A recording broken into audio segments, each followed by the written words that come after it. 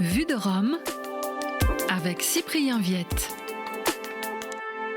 Comme dans la plupart des pays du monde, à l'exception notable de la Suisse, où la fête du travail est fêtée en travaillant, le 1er mai est férié au Vatican. Certains services restent ouverts en continu, notamment Radio Vatican, mais la plupart des administrations ferment leurs portes afin de marquer la fête de Saint-Joseph artisan ou Saint-Joseph travailleur, ce qui donne au Père adoptif de Jésus l'honneur particulier d'être fêté 2 fois par an, le 19 mars et donc le 1er mai.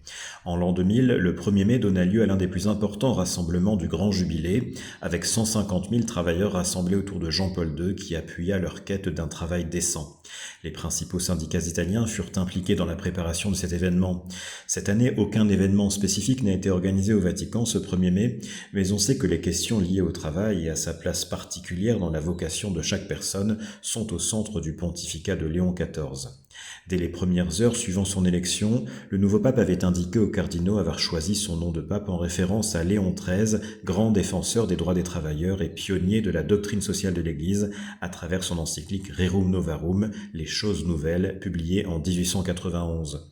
Ce texte s'inscrivait dans le contexte de la révolution industrielle du XIXe siècle.